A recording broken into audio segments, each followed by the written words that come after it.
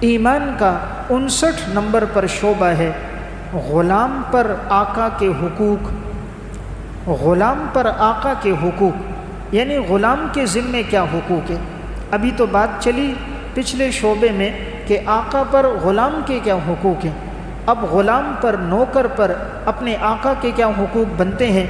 اسلام میں اعتدال کتنا ہے، جہاں آقا کو درس دیا غلاموں سے حسن سلوک رکھو، غلاموں ماتحتوں کو بھی درس دیا اپنے آقا کے ساتھ اچھا برتاؤ رکھو۔ یہ اسلام کا مزاج اعتدال ہے۔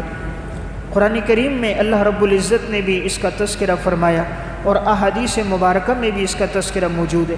رسول اللہ صلی اللہ علیہ وسلم کا ارشاد ہے ایما عبد ابقا فقد برئت منہ الذمۃ۔ آپ نے فرمایا کوئی بھی غلام اگر وہ بھاگ جائے وہ اللہ کے ذمے سے بری ہو جاتا ہے۔ یہ صحیح مسلم کی روایت ہے، یعنی غلام اگر آقا کی خدمت سے بھاگے فرمایا وہ اللہ کی حفاظت اور ذمہ داری سے نکل جائے گا۔ رسول اللہ صلی اللہ علیہ وسلم نے ارشاد فرمایا اذا ابق العبد لم تقبل له صلاۃ، جب غلام بھاگ جاتا ہے تو اللہ اس کی کوئی نماز قبول نہیں کرتا۔ یعنی غلام آقا کو بتائے ہوئے بھاگ گیا، آقا تلاش کر رہا ہے اور وہ ملتا نہیں، تو اب یہ جو عبادت کرے گا یہ عبادت اللہ کے ہاں قبول نہیں ہے۔ رسول اللہ صلی اللہ علیہ وسلم نے ارشاد فرمایا ایما عبد ابقا من موالیہ فقد کفر حتی یرجع الیہم، کوئی بھی غلام اگر اپنے آقاؤں سے بھاگ جائے گویا کہ اس نے کفر کیا یہاں تک کہ وہ لوٹ کر آئے، یعنی جب تک نہ لوٹے گویا کہ اس کی زندگی کفر پہ گزر رہی ہے۔ رسول اللہ صلی اللہ علیہ وسلم نے ارشاد فرمایا وعبد الرجل راع علی مال سیدہ وہو مسئول عنہ، اور غلام وہ اپنے آقا کے مال کا نگران ہے اور اس سے اس کے بارے میں پوچھا جائے گا۔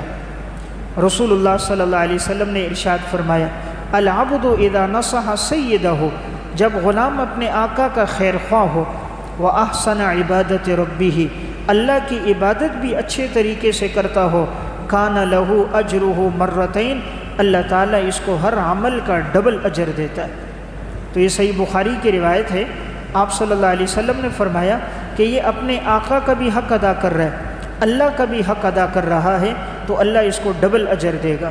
ڈبل اجر کیوں ہے کہ غلام ہونے کے باوجود یہ رب کی اطاعت کر رہا ہے۔ یہ نہیں کہ میں فلاں کا غلام ہوں، نوکر ہوں، عبادت چھوڑ دے، ایسا نہیں۔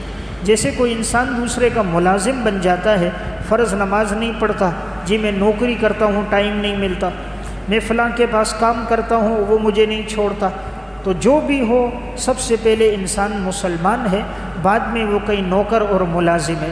تو اسی لیے آپ نے فرمایا غلام کے لیے ڈبل اجر ہوگا، ایک اجر عبادت کا ثواب اور دوسرا وہ جو اپنے آقا کی خدمت کرے۔ آپ صلی اللہ علیہ وسلم نے ارشاد فرمایا للعبد المملوک المصلح اجران، کہ وہ غلام جو مملوک ہو، خیر خواہ ہو، آقا کے ساتھ اچھا سلوک کرنے والا ہو، اللہ اس کو 2 اجر دے گا۔ حضرت ابو ہریرہ رضی اللہ تعالیٰ عنہ فرماتے ہیں والذی نفس ابی ہریرہ بیدہ، اس ذات کی قسم جس کے قبضہ قدرت میں ابو ہریرہ کی جان ہے، لولا الجہاد فی سبیل اللہ، اگر اللہ کے راستے میں جہاد نہ ہوتا، والحج حج نہ ہوتا، وبر امی اور میری والدہ کی خدمت نہ ہوتی، لاحببت ان اموت وانا مملوک، تو میں یہ بات پسند کرتا کہ مجھے موت آئے اس حال میں کہ میں غلام ہوں۔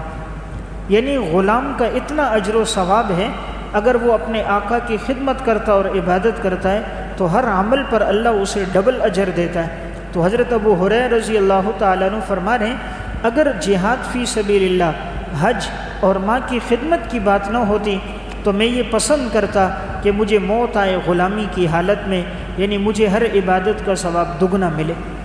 آپ صلی اللہ علیہ وسلم نے اس شخص کے لیے بڑی فضیلت بیان فرمائی کہ جس کے پاس کوئی نوکرانی کام کرتی ہو اور وہ اس نوکرانی کو اچھا ادب دے، اچھی تعلیم دے اور پھر اس کے ساتھ شادی کر دے، اور یا اپنی اولاد میں کسی کے ساتھ اس کی شادی کروا دے یا کسی اچھی جگہ رشتہ تلاش کر کے نکاح کرا دے، فرمایا اللہ کے ہاں اس کو ہر عمل پہ ڈبل اجر ملے گا۔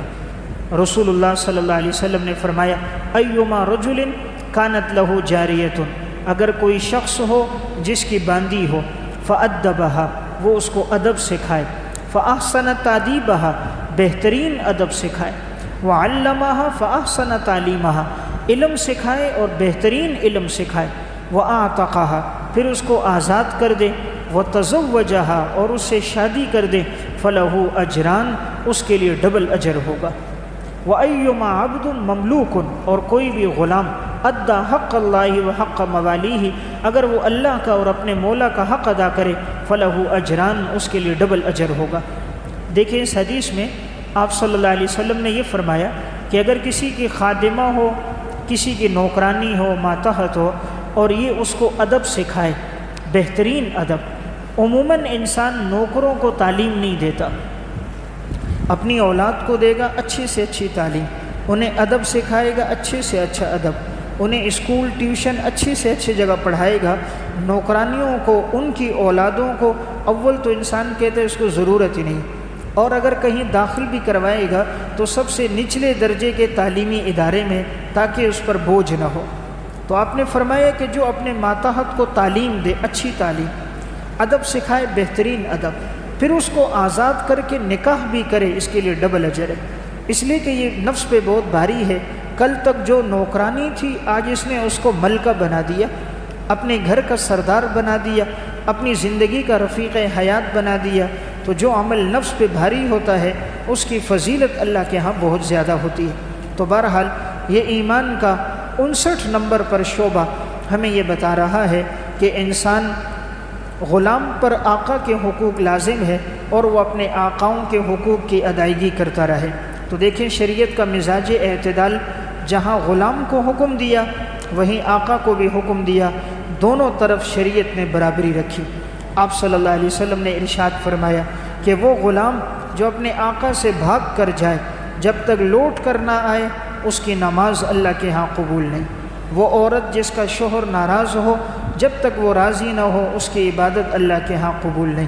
اس سے معلوم ہوتا ہے کہ شریعت میں ان دونوں چیزوں کی تعلیمات بہت زیادہ ہیں۔ تو بہرحال یہ ایمان کے 59 شعبوں کا تذکرہ میں نے کر دیا۔ اگلا شعبہ بہت تفصیلی ہے، زندگی رہی تو آئندہ اتوار عرض کروں گا۔ اللہ ہم سب کو عمل کی توفیق دے۔